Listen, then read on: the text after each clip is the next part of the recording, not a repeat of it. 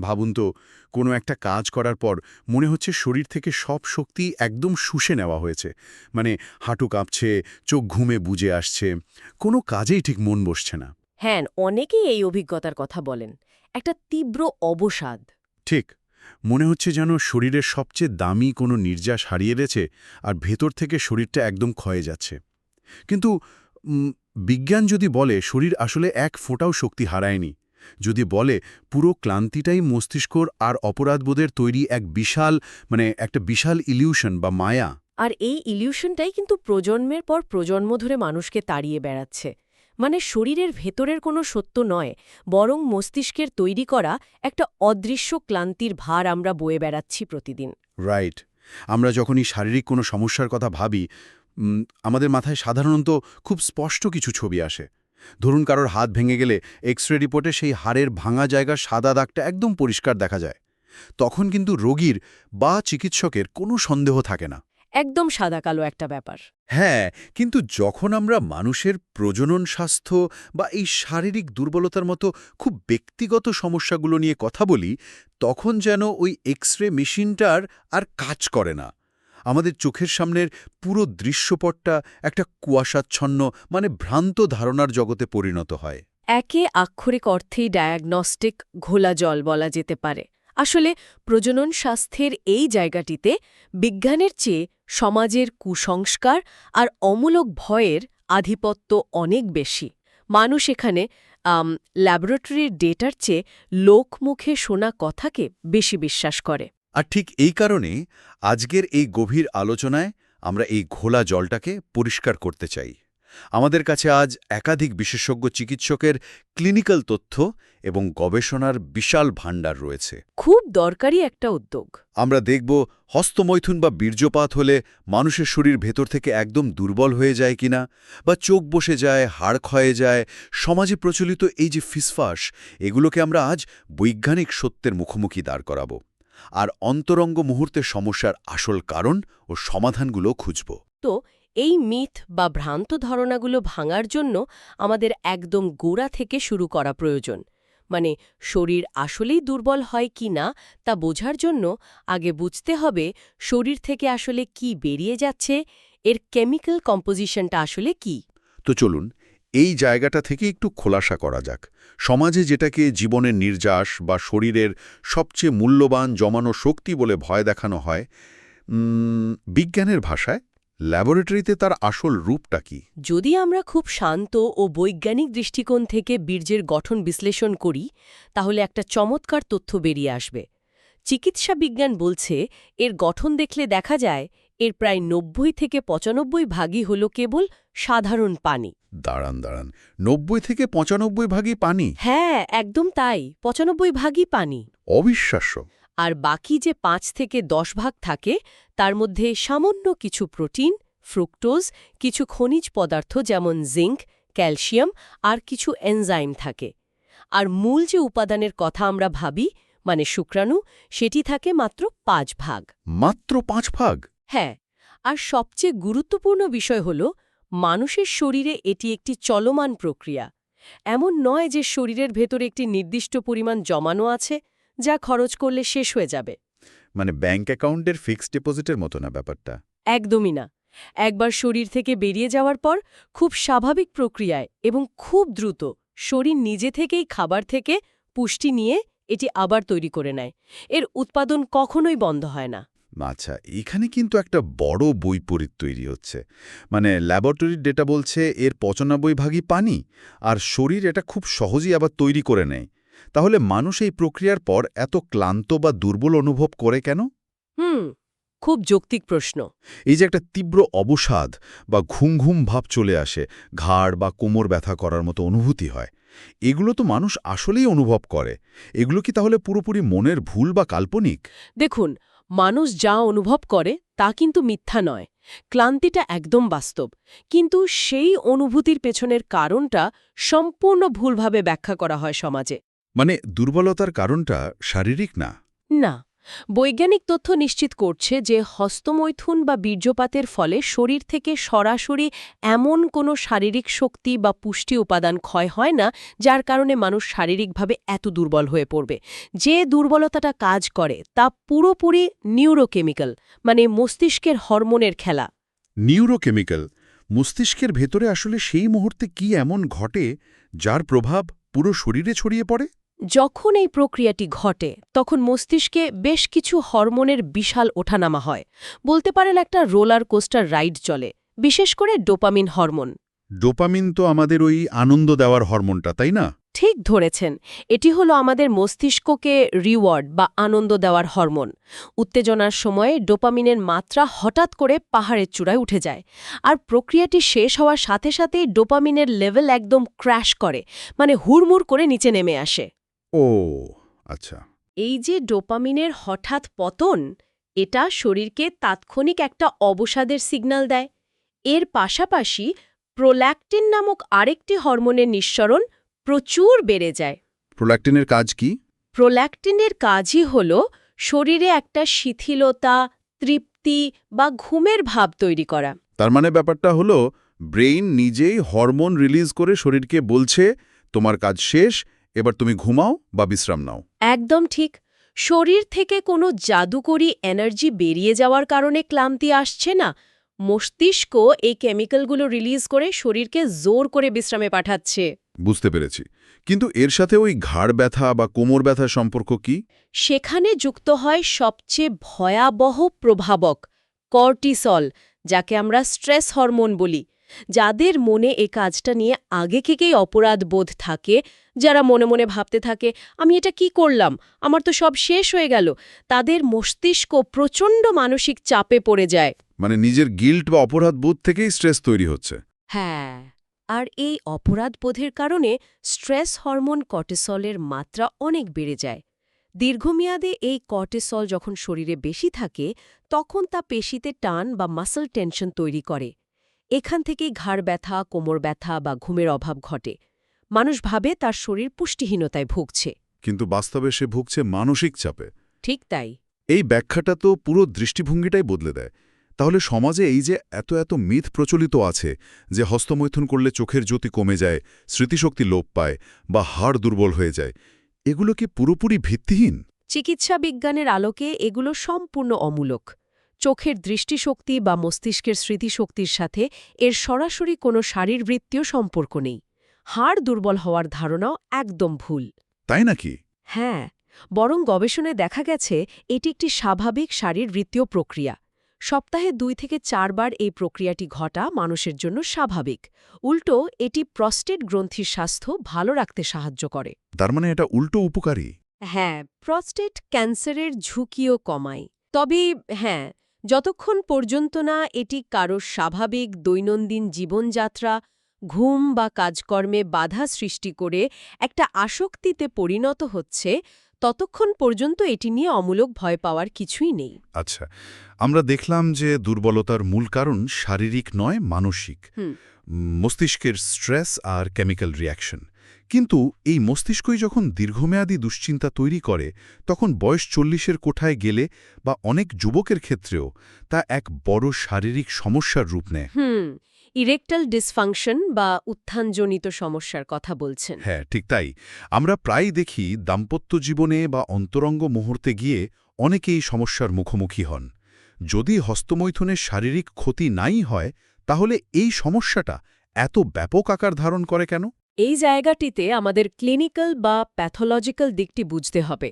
এতক্ষণ আমরা স্বাভাবিক প্রক্রিয়ার কথা বললাম, কিন্তু যখন কোনো কিছু অতিরিক্ত মাত্রায় হয় বা পর্নোগ্রাফির মতো অভ্যাসের সাথে যুক্ত হয়ে পড়ে, তখন মস্তিষ্ক স্বাভাবিক উদ্দীপনায় সাড়া দেওয়া বন্ধ করে দেয়। আচ্ছা। এই সমস্যার প্রধানত 2টি দিক আছে।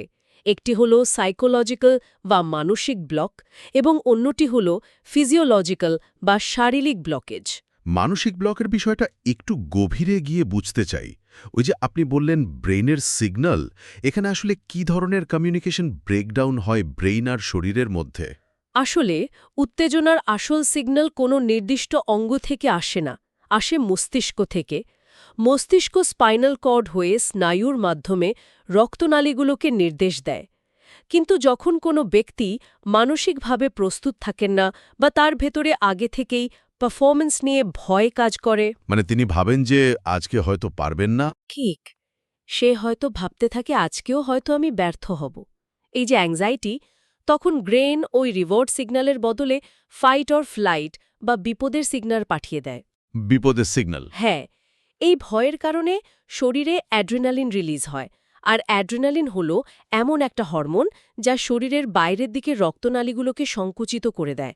ফলে আক্ষরিক অর্থে ব্রেন ওই অঙ্গের রক্তপ্রবাহ পাঠানো বন্ধ করে দেয়। তার মানে ব্রেন কনফিউজড হয়ে যাচ্ছে, সে ভাবছে সামনে কোনো বিপদ আছে, তাই সে প্রজননতন্ত্রের দিকে রক্ত না পাঠিয়ে শরীরের অন্য জায়গায় পাঠাচ্ছে, পেশিতে পাঠাচ্ছে পালানোর জন্য। একদম সঠিক। মানুষ ভাবে তার শরীরে কোনো বড় রোগ হয়েছে, অথচ মূল বাধাটা তৈরি করে রেখেছে তার নিজেরই মস্তিষ্ক। অবিশ্বাস্য। কিন্তু শারীরিক কারণগুলোর জায়গায় কি ঘটে? ব্রেন সিগন্যাল ঠিকমতো দিলেও তো অনেকের ক্ষেত্রে কাজ হয় না। হ্যাঁ, সেখানে সমস্যাটা তৈরি হয় রক্তনালীর ভেতরের মেকানিজমে। শারীরিক কারণগুলোর মধ্যে ডায়াবেটিস, উচ্চ রক্তচাপ এগুলো থাকে। তবে চিকিৎসকরা বর্তমানে তরুণ ও মধ্যবয়সীদের ক্ষেত্রে সবচেয়ে বেশি যে কারণটি পাচ্ছেন তা হল ধূমপান। ধূমপান, চেইন স্মোকিং। হ্যাঁ, বিশেষ করে চেইন স্মোকিং। ধূমপান কিভাবে এই মেকানিজমটাকে ধ্বংস করে সেটা খুব ইন্টারেস্টিং। আমি যদি এখানে একটা অ্যানালজি টানি, ধরুন আমাদের শরীরের রক্তনালীগুলোকে একটা সাধারণ পানির পাইপের সাথে তুলনা করি। একটা পরিষ্কার পাইপের ভেতর দিয়ে পানি খুব সুন্দরভাবে প্রবাহিত হয়। বুঝতে পারছি। কিন্তু যদি আমরা ধূমপান করি, তাহলে কি পাইপের ভেতর ধীরে ধীরে শ্যাওলা বা ময়লা জমার মতো রক্তনালীতে চর্বি জমে যায়, যার ফলে ওই পানির প্রবাহটা বন্ধ হয়ে যায়, আর স্পঞ্জি মাসলগুলোতে রক্ত পৌঁছাতে পারে না দেখেই লিঙ্গ শক্ত হয় না। একদম ঠিক, পানির পাইপের মতোই। তবে ব্যাপারটা শুধু ময়লা জমার মধ্যেই সীমাবদ্ধ থাকে না। আচ্ছা, আর কি হয়? ধূমপানের ফলে নিকোটিন এবং অন্যান্য টক্সিক উপাদান রক্তনালীর ভেতরের একদম পাতলা যে দেয়াল আছে, যাকে আমরা এন্ডোথেলিয়াম বলি, সেটাকে ড্যামেজ করে দেয়। Endothelium, right? স্বাভাবিক অবস্থায় ব্রেন যখন সিগন্যাল দেয়, তখন এই এন্ডোথেলিয়াম থেকে নাইট্রিক অক্সাইড নামের একটি কেমিক্যাল রিলিজ হয়। এই নাইট্রিক অক্সাইডের কাজই হল রক্তনালীকে রিল্যাক্স করা বা প্রসারিত করা, যাতে হুড়মুড় করে প্রচুর রক্ত ওই স্পঞ্জি মাসলগুলোতে ঢুকতে পারে। ও আচ্ছা, বুঝতে পারছি। মানে নাইট্রিক অক্সাইড হলো ওই পাইপের মুখ খুলে দেওয়ার চাবি। একদম। কিন্তু ধূমপানের ফলে নিকোটিন ওই পাইপের দেয়ালকে শক্ত করে দেয় এবং নাইট্রিক অক্সাইড তৈরির প্রক্রিয়াকে বাধাগ্রস্ত করে। পাইপের ভেতর শুধু ব্লকই তৈরি হয় না, পাইপটা তার ইলাস্টিসিটি বা প্রসারিত হওয়ার ক্ষমতা হারিয়ে ফেলে।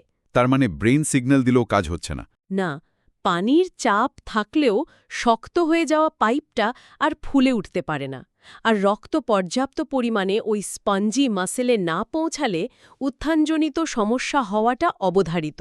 এটা কোনো ম্যাজিক নয়, এটা একদম পিওর ভ্যাসকুলার ফিজিক্স।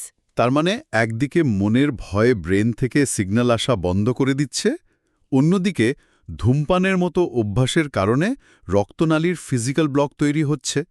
এখন সাধারণ মানুষের দৃষ্টিকোণ থেকে প্রশ্ন হলো, এর সমাধান কি? সমাধান অবশ্যই আছে। প্রথম ধাপ হল লাইফস্টাইল পরিবর্তন। কিন্তু ধরুন এত ডায়েট, এত ব্যায়াম বা এত লাইফস্টাইল পরিবর্তনের কষ্ট না করে বাজার থেকে শুধু একটা ওষুধ কিনে খেয়ে নিলেই তো হয়। এখন তো সিলডেনাফিল জাতীয় অনেক ওষুধ খুব সহজেই পাওয়া যায়, খেলে সাথে সাথে কাজ হয়। এটা তো খুব সহজ একটা শর্টকাট। আর এই শর্টকাটটাই চিকিৎসা বিজ্ঞানের চোখে সবচেয়ে বড় বিপদের কারণ। তাই নাকি? কেন? রক্তনালীগুলোকে প্রসারিত করে দেয়। এটা কোনো রোগের চিকিৎসা নয়। মানে এটা কেবল একটা ম্যানুয়াল ওভাররাইড। ঠিক তাই। এটা মূল সমস্যা বা পাইপের ভেতরের ব্লকটা পরিষ্কার করছে না, শুধু জোর করে কিছুক্ষণ পানি প্রবাহ চালু রাখছে। তাহলে এর ক্ষতিকর দিকটা কি? দীর্ঘদিন বা ক্রনিকভাবে এই ধরনের ওষুধ খেলে লিভার এবং কিডনির ওপর মারাত্মক ক্ষতিকর প্রভাব পড়ে। ব্রেনও তখন এই ওষুধের ওপর নির্ভরশীল হয়ে যায়। ওষুধ ছাড়া পরে আর স্বাভাবিকভাবে কোনো কাজই হয় না। ও, এটা তো বেশ ভয়ের ব্যাপার। তবে হ্যাঁ, যদি সমস্যাটি পুরোপুরি মানসিক কারণে হয়, ওই যে পারফরম্যান্স অ্যাংজাইটির কথা বললাম, সেক্ষেত্রে চিকিৎসকের পরামর্শ অনুযায়ী কিছু অ্যান্টি অ্যাংজাইটি বা মানসিক চাপ কমানোর ওষুধ নিরাপদে খাওয়া যায়। আচ্ছা, মানে সেগুলো ব্রেনের ওই স্ট্রেস হরমোনগুলোকে কমায়? হ্যাঁ, এগুলো ব্রেনের স্ট্রেস নিয়ন্ত্রণে আনে এবং মানসিক বাধা কাটাতে সাহায্য করে। কিন্তু সেটাও নিজে নিজে ফার্মেসি থেকে কিনে খেলে হবে না, একজন মনোরোগ বিশেষজ্ঞ বা ডার্মাটোলজিস্টের তত্ত্বাবধানে হতে হবে। নিজে নিজে ওষুধ খাওয়াটা তাহলে আত্মঘাতী হতে পারে। কিন্তু ধরুন একজন মানুষ তার লাইফস্টাইল ঠিক করলেন, ধূমপান ছেড়ে দিলেন, ওজন কমালেন, তারপরও তার শারীরিক সমস্যাটা সমাধান হচ্ছে না। মানে ফিজিক্যাল ড্যামেজটা রয়ে গেছে। হ্যাঁ, ওই শক্ত হয়ে যাওয়া রক্তনালী বা পাইপটা আর আগের মতো কাজ করছে না। তখন আধুনিক চিকিৎসা বিজ্ঞান কি সমাধান দিচ্ছে? এখানেই চিকিৎসা বিজ্ঞানের সবচেয়ে যুগান্তকারী কিছু আবিষ্কারের কথা আসে। যখন লাইফস্টাইল পরিবর্তনেও পুরোপুরি কাজ হয় না, তখন চিকিৎসকরা দুটি অত্যাধুনিক থেরাপির দিকে যান। একটি হলো পি শট বা প্রায়াপাস শট থেরাপি এবং আরেকটি হলো শক ওয়েভ থেরাপি। এই থেরাপিগুলো আসলে কিভাবে কাজ করে? নামগুলো বেশ ভারী মনে হচ্ছে। পি-শট জিনিসটা আসলে কি? পি শট হল মূলত পিআরপি বা প্লাটিলেট রিচ প্লাজমা থেরাপি। এখানে রোগীর নিজের শরীর থেকেই অল্প একটু রক্ত নেওয়া হয়। আচ্ছা, রোগীর নিজের রক্তই ব্যবহার করা হয়? হ্যাঁ, তারপর একটা সেন্ট্রিফিউজ মেশিনে ঘুরিয়ে সেই রক্ত থেকে প্লাজমা এবং প্লেটলেটগুলো আলাদা করা হয়। এই প্লেটলেটগুলোর ভেতরে প্রচুর গ্রোথ ফ্যাক্টর থাকে, যা শরীরের যে কোনো ড্যামেজ বা ক্ষত সারাতে জাদুর মতো কাজ করে। রাইট, প্লেটলেট তো রক্ত জমাট বাঁধতে আর সারাতে সাহায্য করে। ঠিক, এরপর সেই প্রক্রিয়াজাত প্লাজমাটা অত্যন্ত সূক্ষ্ম ইনজেকশনের মাধ্যমে ওই নির্দিষ্ট অঙ্গের স্পঞ্জি টিস্যুতে পুশ করা হয়। এর ফলে সেখানে কি পরিবর্তন আসে? এর ফলে সেখানে নতুন কোষ তৈরি হয়, ক্ষতিগ্রস্ত স্নায়ুগুলো আবার সতেজ হয় এবং টিস্যু পুনর্গঠন হয়। সবচেয়ে বড় সুবিধা হলো, যেহেতু রোগীর নিজের রক্তই ব্যবহার করা হচ্ছে, তাই এখানে অ্যালার্জি বা কোনো সাইড এফেক্টের সুযোগ একদমই নেই। এটা সত্যিই দারুণ। মানে নিজের শরীরের হিলিং পাওয়ার বা সারিয়ে তোলার ক্ষমতাটাকেই আরেকটু বুস্ট করে দেওয়া হচ্ছে। একদম তাই। আর শক ওয়েভ থেরাপি, এর নাম শুনলে তো মনে হয় বৈদ্যুতিক শকের মতো কিছু একটা। মানুষ তো ভয় পেয়ে যাবে। না না, এটা কোনো বৈদ্যুতিক শক নয়। এটাকে বলা হয় লো ইন্টেন্সিটি এক্সট্রাকর্পোরিয়াল শকওয়েভ থেরাপি। এখানে কারেন্ট নয়, শব্দ তরঙ্গ বা সাউন্ড ওয়েভ ব্যবহার করা হয়। Sound wave? হ্যাঁ, একটা মেশিনের সাহায্যে নির্দিষ্ট অঙ্গে খুব হালকা মাত্রার সাউন্ড ওয়েভ পাঠানো হয়। এই ওয়েভগুলো রক্তনালীর ভেতরে ছোট্ট ছোট্ট মাইক্রোট্রমা বা অতি সূক্ষ্ম আঘাত তৈরি করে। একটু থামাই। আঘাত তৈরি করে, সেটা তো ক্ষতিকর হবার কথা, তাই না? এখানেই বিজ্ঞানের একটা চমৎকার ট্রিক আছে। শরীরে যখনই কোথাও খুব সামান্য মাইক্রোট্রমা তৈরি হয়, ব্রেন ভাবে সেখানে বোধহয় কোনো ক্ষতি হয়েছে। তখন ব্রেন সেই জায়গায় প্রচুর হিলিং ফ্যাক্টর পাঠায়। ও, ব্রেনকে বোকা বানানো হচ্ছে। বলতে পারেন। এই প্রক্রিয়ার একটা গাল ভরা ডাক্তারি নাম আছে অ্যাঞ্জিওজেনেসিস। সোজা বাংলায় বললে, এই থেরাপির ফলে শরীরের ওই অংশে একদম নতুন এবং সুস্থ রক্তনালী বা ক্যাপিলারি তৈরি হয়। তার মানে ওই যে পুরনো শক্ত হয়ে যাওয়া পাইপের কথা বলেছিলাম, শকওয়েভ থেরাপি মূলত সেখানে সম্পূর্ণ নতুন পাইপলাইন তৈরি করে দেয়। একদম সঠিক উপমা। নতুন পাইপলাইন তৈরি হয়, ফলে রক্ত সঞ্চালন একদম প্রাকৃতিকভাবেই স্বাভাবিক হয়ে আসে। এই থেরাপিগুলো অনেক সংসার জোড়া লাগাতে সাহায্য করেছে, যেগুলো ভাঙনের মুখে ছিল। এগুলোর ব্যর্থতার হার প্রায় শূন্যের কোঠায়। তার মানে সমস্যা যখন শারীরিক বা ভ্যাসকুলার লেভেলে চলে যায়, তখন শুধু ওষুধ না খেয়ে এই ধরনের রিজেনারেটিভ বা পুনর্গঠনমূলক চিকিৎসায় যাওয়াটা অনেক বেশি লজিক্যাল। হ্যাঁ, কারণ এটি সমস্যার একদম মূলে গিয়ে কাজ করে। কিন্তু আমাদের তো বাস্তবতার কথাও ভাবতে হবে। বাংলাদেশের প্রেক্ষাপটে এই আধুনিক থেরাপিগুলোর খরচ কেমন? সাধারণ মানুষের কি সামর্থ্য আছে এই চিকিৎসা নেওয়ার? খরচের বিষয়টা ক্লিনিক বা হাসপাতালের মানের ওপর ভিত্তি করে কিছুটা ওঠানামা করে। তবে বাংলাদেশের প্রেক্ষাপটে একটি সাধারণ ধারণা দিলে, পিশট থেরাপির জন্য সাধারণত সেশন প্রতি 10 থেকে 25,000 টাকার মতো খরচ হতে পারে। আচ্ছা, আর শক ওয়েভ? শক ওয়েভ থেরাপির ক্ষেত্রে প্রতিটি সেশনের খরচ সাধারণত 4 থেকে 8,000 টাকার মতো হয়ে থাকে। চিকিৎসাগুলো হয়তো একদম সস্তা নয়, কিন্তু একটা সংসার ভেঙে যাওয়া বা সারা জীবনের মানসিক যন্ত্রণার তুলনায় এই খরচটা আধুনিক যুগে অনেকেই বহন করার চেষ্টা করছেন। খুব সুন্দরভাবে পুরো মেকানিজম এবং সমাধানগুলো উঠে এলো আমাদের আজকের আলোচনায়। আমরা একেবারে শেষের দিকে চলে এসেছি। যদি পুরো আলোচনাটার একটা সারমর্ম টানি, তাহলে একটা চমৎকার রূপক ব্যবহার করা যায়। কি রকম? ভাত বা খাবার যেমন আমাদের পেটের ক্ষুধা মেটায়, শরীরকে পুষ্টি দেয়, তেমনি সুস্থ যৌন জীবন বা সেক্স হল মানসিক স্বাস্থ্য বা মনের খাবার। এটি মানুষের জীবনের খুব জরুরি এবং স্বাভাবিক একটা অংশ। একদম সঠিক কথা। এটি নিয়ে লজ্জিত হওয়ার, নিজের মধ্যে গুটিয়ে থাকার বা সমাজের তৈরি করা অবৈজ্ঞানিক মিথগুলোকে বিশ্বাস করে নিজেকে শেষ করে দেওয়ার কিছুই নেই। ঠিক। সমস্যা যদি ব্রেনের ব্লকেজ হয়, তার জন্য কাউন্সেলিং বা অ্যান্টি অ্যাংজাইটি চিকিৎসা আছে। আর যদি সমস্যা ফিজিক্যাল ব্লকেজ হয়, তবে শট বা শক ওয়েভের মতো অত্যাধুনিক সমাধান আছে। প্রয়োজন শুধু লুকোচুরি না করে সরাসরি একজন ভালো ডার্মাটোলজিস্ট বা চিকিৎসকের শরণাপন্ন হওয়া। আমরা আজকে দেখলাম কিভাবে আমাদের শরীর কাজ করে, কিভাবে হরমোনের ওঠানামা আমাদের ক্লান্তির ইলিউশন তৈরি করে, আর কিভাবে বিজ্ঞান সেই হারানো আত্মবিশ্বাস ফিরিয়ে আনতে নতুন পাইপলাইন পর্যন্ত তৈরি করে দিতে পারে। এবং সবচেয়ে বড় কথা, আমরা বুঝতে পারলাম যে শারীরিক দুর্বলতার যে গল্পগুলো আমরা শুনে বড় হয়েছি, তার বৈজ্ঞানিক কোনো ভিত্তি নেই। শরীর তার নিজের মেকানিজমে খুব সুন্দরভাবে নিজেকে রিকভার করে নিতে পারে। এই আলোচনার শেষ প্রান্তে এসে একটি বিষয় খুব পরিষ্কার হয়ে যায়। আমাদের শরীর যতটা না শারীরবৃত্তীয় বা ফিজিক্যাল কারণে ভাঙে, তার চেয়ে অনেক বেশি ভাঙে আমাদের মস্তিষ্কের ভেতরে চলতে থাকা অদৃশ্য এক যুদ্ধের কারণে। সবার জন্যই যে প্রশ্নটা থেকে যায় তা হল, শুধু সঠিক তথ্য না জানার কারণে প্রতিদিন আমরা নিজেদের মনে কত অমূলক ভয়ের জন্ম দিচ্ছি। সত্যি ভাবার মতো বিষয়। সমাজের চাপিয়ে দেওয়া অপরাধবোধ আর ভ্রান্ত ধারণাগুলো কিভাবে নীরবে আমাদের শরীরের স্বাভাবিক সিস্টেমগুলোকে অকেজো করে দিচ্ছে।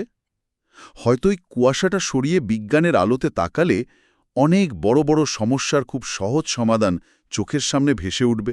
আজ এই পর্যন্তই। বিজ্ঞানের তথ্যের সাথে আবার দেখা হবে।